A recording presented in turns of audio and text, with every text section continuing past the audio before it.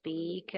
And I'm Antonio D'Amore. I'm a General Director of Cardarelli Hospital. Together with my colleague, I will be the moderator of this Silverius session. I heard what Pierino said, and I'd like to add just one thing on what he said. I had the occasion to read a few days ago an old article by Pierpaolo Pasolini of 1975 talking about progress and development. Progress is the one that has an impact on the well-being of the man, and development is something different. Today, we are still in some kind of beginning phase of the development, and we have not understood yet if this development can be translated into progress for community and for mankind in general. So I will leave the floor to my colleague. Thank you. So together it will be easier probably to discuss. So let's start from what I said at the beginning. So the title of next speech is AI, Where Are We and Where Are We Going? And Professor Di Bello, AI, who deals with AI and supports the decision-making process. We are not talking about replacing, but about supporting somebody or someone that supports the physician, and in particular in the decision-making process. Can you hear me? So thank you for being here again, and thank you for inviting me. It's an honor for me to be here today.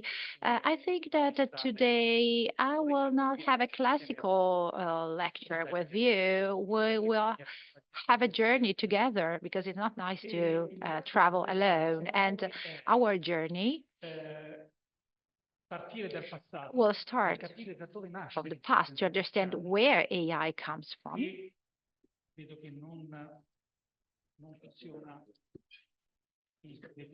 Sorry, the pointer does not work properly. Okay, here we are.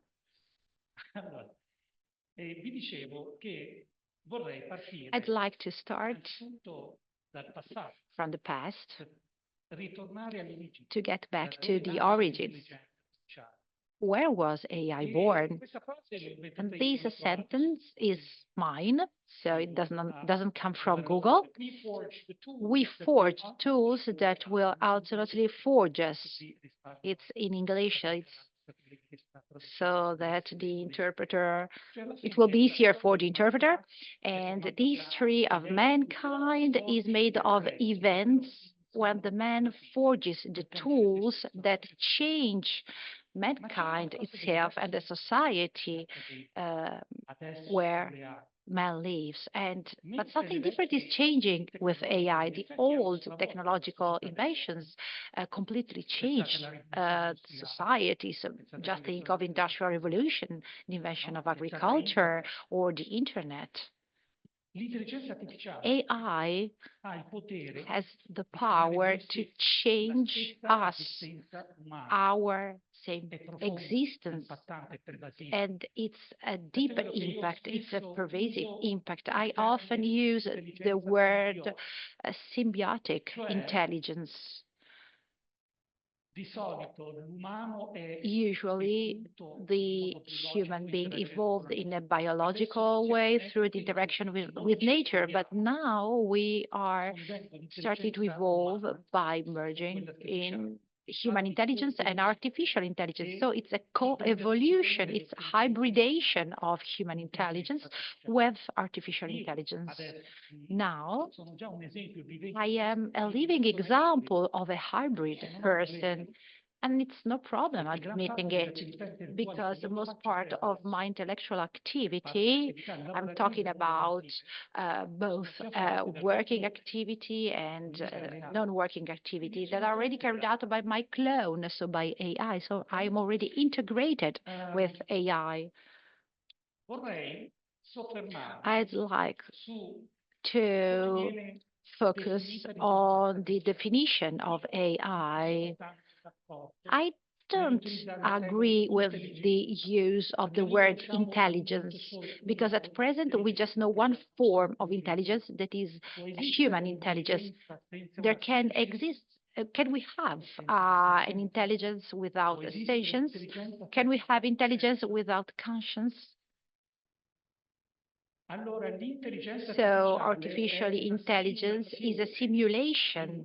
It's an emulation of the processes that bring human beings to perform some tasks, like driving a car, reaching a medical diagnosis, translating a text into English or Japanese, and many other tasks. And actually, we talk about narrow AI, narrowed to a single task, as in opposition to the so-called strong AI, that is artificial general intelligence, that is similar to ours because it's able to perform any task, to solve any problem, even a new problem, to transfer knowledge from one domain to the other. And in my opinion, to have a strong AI, we need a sapience and some kind of process of consciousness, probably a consciousness that is differently conscious as compared to the human being. And I'd also like to highlight that if it is true that AI can reproduce and to perform a task that requires human intelligence, then it is also true any task performed by AI can be represented by an algorithm, computable algorithm, that can be performed by a machine, a Turing machine. Let's remember that not all algorithms are computable. So if I wanted to make one machine go crazy, I'd ask it to calculate a pi that's not solvable, it's not computable. There are many problems that are not computable. So for the moment, the AI is based on the computing model of the mind. That's the model we use. And our journey will be this one. I would like to start from these three elements, what has been done starting from 1729, because our journey starts in the 18th century, not in 2022. And then I'd like to stop at this point, the mathematical digital cloning of the mind that is ongoing. And then I was asked by Alessandro to start thinking about where we are going. Where could we go? We cannot know. Obviously, I can't imagine that. I can't predict that, but I would like to tell you something about the catastrophic risks that we are facing, and of which we are not probably fully aware. And mainly in the healthcare sector, I'd like to just point something out, something important. I'd like to tell you how to use the potential of healthcare and non-healthcare data for deep learning in a correct way and in a non-correct way. Can we do it? Do we have the infrastructures that are needed? Do we have the culture that is needed to do it or not? I'd like to discuss about that with you, and I would start from someone who no one ever mentions, and who for me is the foundation, the pillar of everything. George Bourne. Ever heard about him? 1848. He wrote The Laws of Force. He was an English mathematician who was obsessed by algebra. He invented the basis to algebra and he mathematized logics.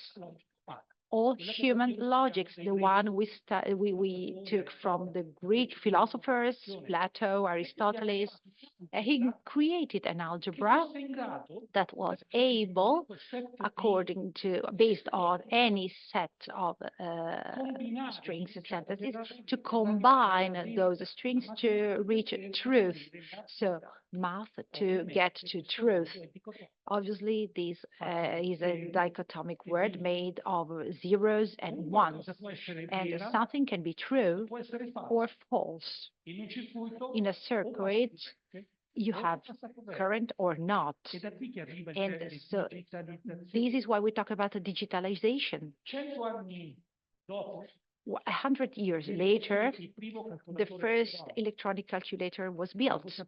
And as you know, John von Neumann, who invented the architecture on which still the calculators and supercalculators are based, isn't it incredible that this man, 100 years before, invented the basis on which classical IT works without tools algebras?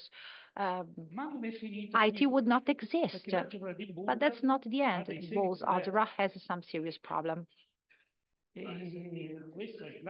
And this is the classical problem of the paradoxes. Here you have the liar paradox, but we have 10 paradoxes probably. You studied at the high school, so the logics, unfortunately, alone is not enough to represent the human world, because we have situations where one thing is both true and false at the same time, and this model doesn't work.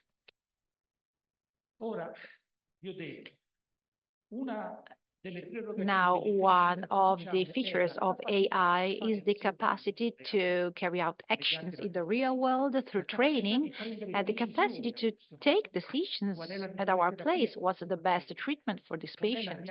What's the correct diagnosis? What kind of cancer has this person? So AI takes decisions. Who was the first to mathematize and so to make computable the decision-making, the human decision-making process? Here again, and I want to honor the geniuses of the past because they have been forgotten. Dare Bernoulli, who was a Swiss mathematician, who formalized mathematically the equation of Bernoulli that shows what is the mathematical model behind the rational decisions in conditions of uncertainty.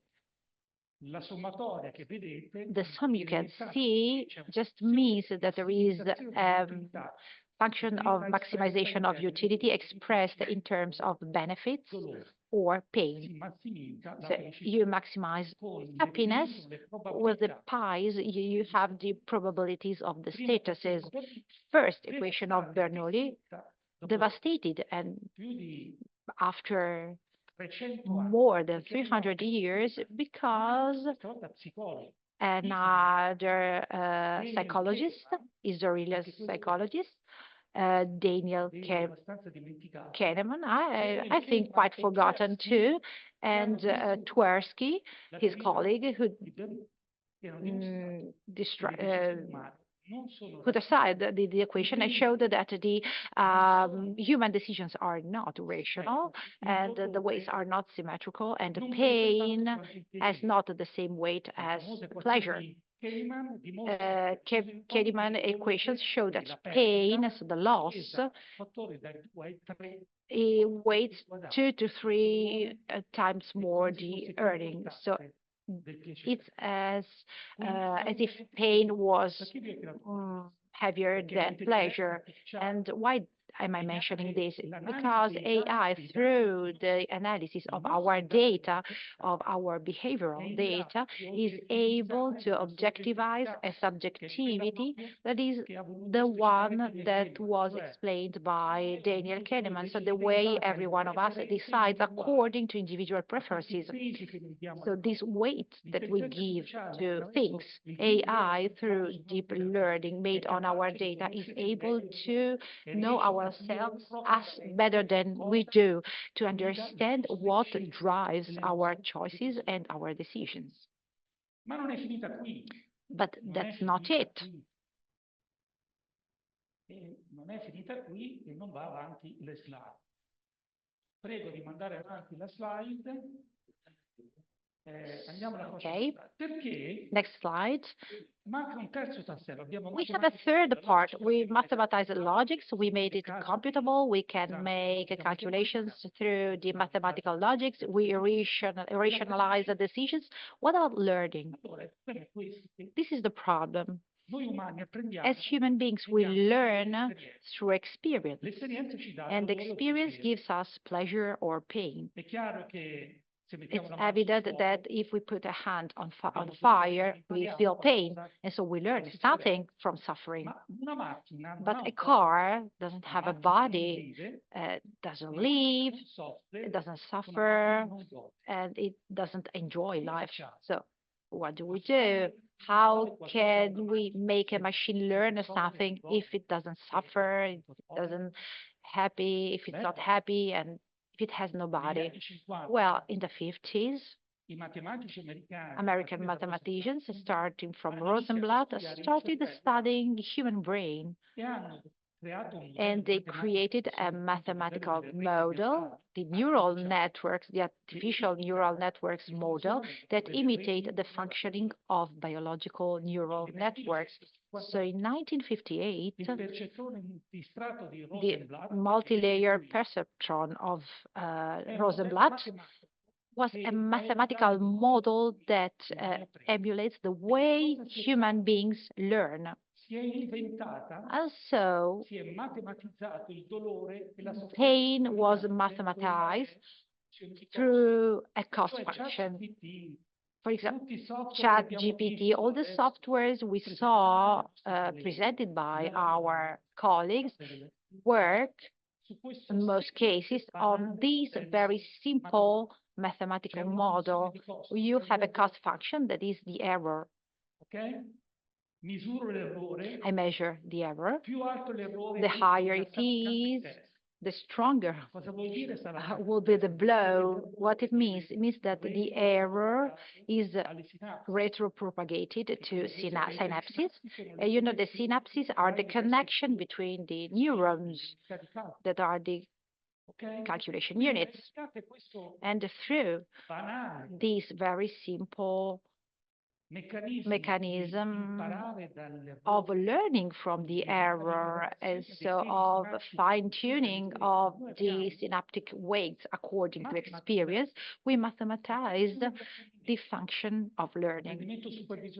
It's a supervised learning where you already have the examples, and if you make a mistake, you'll be punished, and if you do it right, you have a reward, and it's average quadratic error in mathematical terms. How do we teach to machines how to perform a task? We have to minimize the error function, and minimizing a function means solve a system of differential equations that correspond to the synaptic weights that have to self-calibrate according to experience.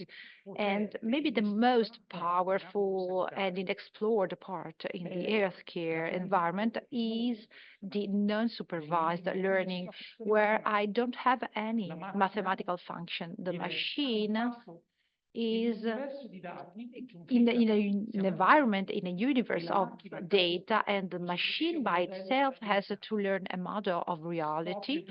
It discovers by itself the similarity between the things, it makes the clustering, it discovers by itself the patterns, of correlation between things. Just think of what we could do, and I'll show you later, if we could do what Chinese do, because I would like to tell you about what happens in the other part of the world, China, Korea, Russia. So the so-called enemies of the Western world. And a final thing.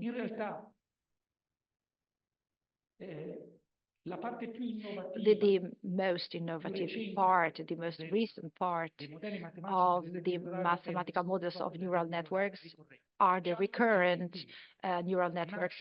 ChatGPT is based on the recurrent neural networks where we don't have anymore an entry signal, nodes, and output signal. But the output of a network is the input of another network, just like our brain. These recurrent neural networks are extraordinary because they allow us to capture the interconnections between things over time.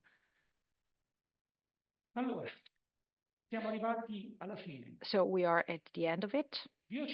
I mentioned the pillar on which all the deep learning area is based. The mathematical theorem that shows, it's simplified here using the integral. It shows that a neural network made of artificial nodes and of intermediate nodes with an activation, sigmoidal activation function. The important thing is that it's nonlinear, can approximate any function, any mathematical function. What does it mean? That it means that from a mathematical standpoint, any task, I mean really any task, even the cognitive activities. I know here we have someone not believing and who are Heideggerian, who don't think that cognitive activities, thoughts, the soul can be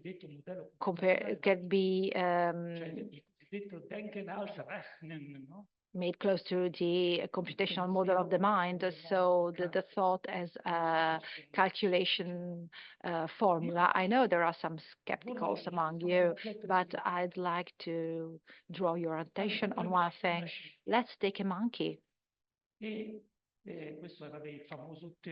And this is the well-known theorem of the a relentless monkey, and it's connected to the theorem that puts together faith with math.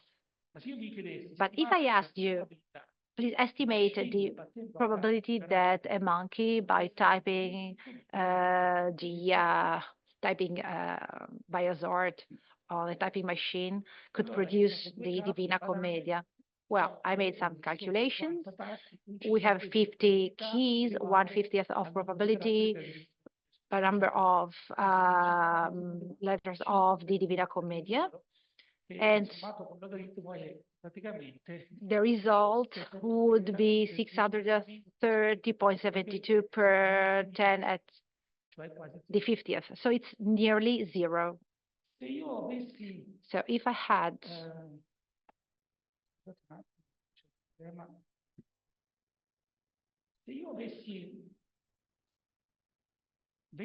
if I had 20 billion of years, so the time of the universe, would anything change?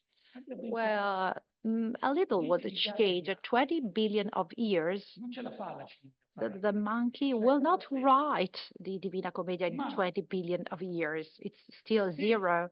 But if the number of attempts does not tend to infinite, but is infinite, well, the Borel theorem, the monkey will write the Divina Commedia, but it will write all the works written by mankind, including Shakespeare, and for a countless number of times. So mi sta fuori di testa. Meno male che abbiamo dei neurologi. why do we have a monkey here? You're thinking that I'm out of my mind. Why did I want to do it? Because I wanted to play a little game with you. Because what I think, what experimented, I know I'm addicted to AI. So since I wake up in the morning till I go to bed, well, I keep thinking about it. And actually, ChatGPT is this little monkey. The difference is that anything you enter in ChatGPT, a text, a clinical problem, an electronic record, an image, a video, the output it processes is always pertinent, nearly always correct, apart from hallucinations, and but ChatGPT doesn't have an understanding of reality, doesn't have an ontological model. So how can it do it? How can it produce consistent text? So what's the mystery? This is the mystery. We mathematize the semantics and the language by transforming it in computable figures, computable by a machine, and we merge three areas: geometry, vectorial algebra, and mathematical statistics. We start from Rocchio. It would take us 8 hours, so I will not go too much into details. So this is the idea. We didn't anything but taking everything that has been written by mankind in all the languages of the world, and we calculated and applied. This is the article I published last year. I tried and explained in a simple way what's behind ChatGPT, and what it does is this. We have tokenization, we have the calculation of relative distances, we have the use of neural networks, and our two Indian colleagues with a well-known article of 2015, Attention is all you need, they translated the formula of attention into a so-called mathematical formula that is called softmax. So what does ChatGPT do? It minimizes the softmax. But how does it do it? Well, I'll tell you how. It takes all the texts written in all areas from medicine, engineering, any sector. They hide words by hazard, and they make the system predict what were the correct word, and if there is a error, it is recalibrated. It's the mathematical model we see earlier. It took years to pre-train, because GPT, it stands for general pre-training. So it's a simple exercise, because I've been working with American companies for 20 years, where we tried to find the softwares that are able to understand human language and text. I wanted to understand how to create a model that could be used by a machine. We couldn't do it because we were snobbish. We, for a long time, we thought that AI had to be a top-down process, which means I code the knowledge, I write the rules, I know the cause-effect mechanisms, I map the reality, I make the knowledge maps, I use mathematical logics, and here I have AI, and I create HAL 9000. That was the idea at the beginning, but it didn't work. So this model, the top-down model, does not work. But the lower level model, for example, I have to learn German. I have two options. I go to school, I learn German, grammar and syntaxes, I study and then I learn, or I go to Germany. I don't study. I spend my time with Germans, and I start to learn how to speak German. Going to Germany without studying was considered as a low-level approach. But this is what made the bottom-up win. The approach of neural networks is learning from errors, from experience. But within all the models, the existing models, we don't have a knowledge map. We don't have an understanding of the world. We have nothing. We just have billions and billions and billions of correlations of parameters that connect the zeros and ones that are the input and the output words, or input and output images, all converting in sequences of zeros and ones. These are just zeros and ones that are connected. So ChatGPT is just a statistical predictor, nothing more.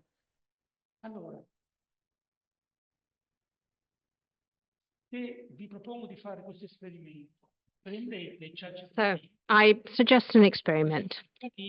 Take ChatGPT and plug in onto your cloud. Take your iPhone, take your cloud, dating back at least 10 years. Take all your operations on social media, on your apps, phone calls, if you recorded them. Take all biometric data. Take all of your patient record, all of the health events in your life. What would happen to ChatGPT after 3 years of training? According to the mathematical theory and the approximation theorem, we might be able to create a clone, a digital clone of the mind. Of course, just in terms of behavior. I'm not talking about cloning the subjective experience. But we might be able to predict behaviors. We would have an active clone. Already we have post-mortem services allowing family members to talk to their beloved ones who have died through their clones. But digitalization in our lives is very important. By using the cell phones, by using wearables, we are digitizing our own lives. And these data are in the hands of someone. They are in the hands of private stakeholders. And we should really understand how these data are being used, by whom, and for which purposes. And then, given that we produce value, can there be an estimate of our own value in money terms? This is a clinical knowledge graph. And by means of an unsupervised learning, what could I do? I could feed unsupervised training algorithm data. And given that all the data that we gather are arranged on a timeline, I can feed them to these algorithms. So why not use ChatGPT, not so much for content and text, but I use the same model, artificial neural network, as a transformer for clinical and non-clinical data to predict not so much words, but what is going to happen to me from the health viewpoint when I'll have a tumor, when I'll suffer from Alzheimer, when I'll have a stroke, when I'll have a myocardial infarction. The model is the same. This is a multi-model data fusion and unsupervised learning. This is a dream, actually. I don't think we'll live long enough to see it implemented in the Western world. And why? Because our colleagues mentioned it this morning. Which is the problem? Data. We don't even have a national EHR. To exploit the potential of such a learning method, data has to be centrally structured and managed. They have to be centralized, and especially there have to be no biases. And this morning they told us that we have the AI Act, we have the GDPR. So which is the problem? The problem is there are countries like China that are lagging behind from the hardware viewpoint, but they succeed in what we cannot do, data aggregation. They have no privacy problems there. So they really exploit all health and non-health data that they have. They really combine biometrical data with lifestyles, what you do, how you think, how you move, everything you do. They match all data. We can't do that. Absolutely not. Because there are many constraints preventing us from doing so. Now, Apple has 1 billion users. I'm using Apple devices. So in theory, Apple would have 1 billion users. But the problem with deep learning is that there mustn't be biases in the training set. If I am free to decide what to do with my data, I am already introducing a bias in the data set for training. So these solutions, unfortunately, they work in a binary way. 1, 0. Either you impose sharing of data for deep learning, but if someone does it and someone does not, then it's garbage in and garbage out. Now, privacy for us is important, freedom of choice. This is our culture. But in the field of artificial intelligence, this might be an obstacle to a very powerful clinical knowledge which is now submerged and that might emerge if we had the necessary infrastructure like hardware, software for data gathering, and the necessary rules and regulations that would allow us to get access to all data and not just some of them. Another huge problem is responsibility. Who decides when you go to a bank asking for money? Is no longer the bank clerk, is an algorithm based on deep learning, and the same holds true for employment in larger corporations.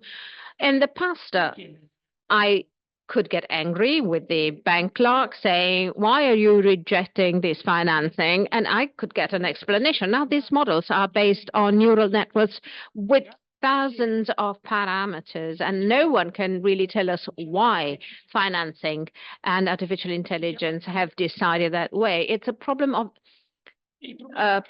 capability to explain. And then there is also the problem of unpredictability. Even the creators of ChatGPT, they have been faced with surprises. And I myself, on the 30th of January on 2022, I remember exactly what happened on that day. I was if you go to ChatGPT and have a subscription, submit any logical problem. ChatGPT seems to have developed reasoning. On the 30th of January, it was like an idiot. You have common sense in ChatGPT now, which it didn't have on the 30th of January 2022. And I'd like to conclude. And we will further discuss these topics during the round table. This is just a few take-home messages. I'd like to conclude by saying that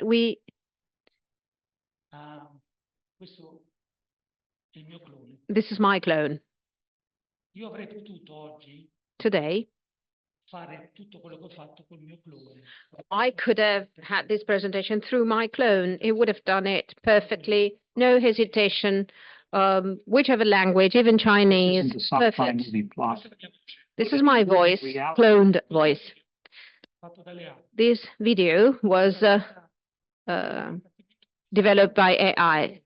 Together with my colleagues at the department, we use stock notes. It's disordered thoughts and considerations. The AI structures those thoughts for us, creates cognitive maps, create a synthetic video, and adds added value to what we say during our meetings. There are many examples on my channel, and it's really overwhelming what AI can do. If you are overwhelmed, think about us. If you are overwhelmed, that's too much for us. Now, and the last surprising thing I'd like to leave you with is the following. For the time being, there is no model that can explain our consciousness. There is a great genius, an Italian genius, but he lives and works in the US, Giulio Tononi, information integration theorist, and it's a quantitative computational model, proposing a computational model of consciousness. It calculates the quantity of consciousness that can be developed within a neural network that integrates and exchanges information. But a word of caution for those of you who are religious. I don't know whether you have a religious faith or not, but there are many theories, quantum theories now being developed, and Fagin now is the engineer inventing the touch screen for us engineers. Fagin is the guru of microprocessors and so on and so forth. And he's become religious himself. Now, Fagin does not believe that consciousness can simply be derived from an integration of information. But in China, everything is integrated. IoT, sensors, cameras, all people are interconnected at a centralized way. And Tononi's model would, surprisingly, if it's true, tell us that somehow a cybernetic model might emerge with its own consciousness. I don't believe it, but this is still an open question. Science cannot give an answer on consciousness as yet. This is something fascinating me. I've studied consciousness, and I have suggested a series of consideration. Especially, I've studied postulates, and I've come to a mathematical formulation, which is a bit more easily computable, because the problem is computability. I hope someone can help me with my reflections. I'm doing everything on my own in my spare time, but this is something that really fascinates me, and it is the result of my knowledge on artificial intelligence. Now, this slide is very clear for us, I tell you. This is extremely clear for us. You have 5 minutes. Now, I thank you for your attention and for the journey that we've made together so far.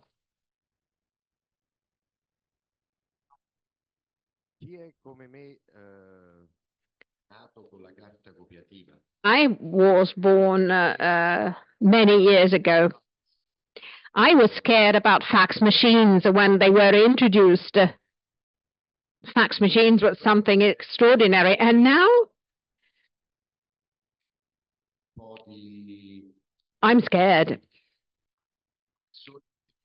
Now, you really scared me a little with everything that you said. We would have thousands of different topics to debate right now after your presentation. Think about what can be done with all the data that we produce, that we generate every day. I'm about scared about the predictability of health. Then we might discuss it. But if I suffer from a certain medical condition, with certain devices measuring certain vitals or certain parameters, I can early anticipate whether my condition is going to get worse, which allows the physician to devise solutions. The situation is quite different if my medical condition has not been defined, because then we have many different elements that have to be taken into account, like lifestyles, eating, smoking. We say that smoking is bad for your health. I have 100-year-old people smoking and living perfectly well, and non-smokers who instead have developed medical conditions. Now, will AI ever be able to predict our health status? Now, this is fundamental. It depends on the heterogeneity of data. We are complex systems, we human beings. So to reconstruct that famous function, we need not just many, many data, but they have to be heterogeneous. Health data and non-health data, what we eat, everything we do, how we move around, genetics, and then perhaps we can succeed in saying that patients with certain features, X, Y, Z, and so on, in 98% of cases can develop certain medical conditions. But we know that there are exceptions. We know that there are exceptions. And my question, therefore, is, will exceptions be forecast and predicted? So human mind, I think, remains fundamental. Well, I don't know in 50 years what's going to happen, but for the time being, human mind is absolutely indispensable. I'm really curious about the future. I know I won't be able to see the future, but this is something that fascinates me. And I'd like to conclude with the last remark and a joke at the same time. At the Caldarelli Hospital in Naples, I will have 50 Chinese colleagues. I won't let them touch my IT systems. I won't let them touch them. Thank you. Thank you, Professor Vento. You were really disquieting, especially your last slides will make us think. However, this is an evidence of the huge potential of AI. We should reflect on the usefulness of all of these algorithms to support our own tasks. But the potential that you mentioned is really huge. And in 50 years' time, I don't know, we won't be there.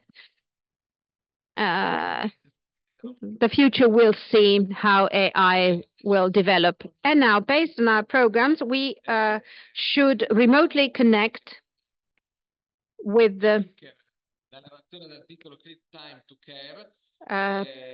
Dr. Alex Price Forbes, rheumatologist at the University Hospital Coventry and Warwickshire.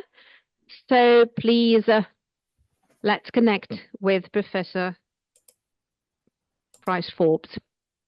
We see him. Good afternoon. Can you hear me okay? Buon pomeriggio.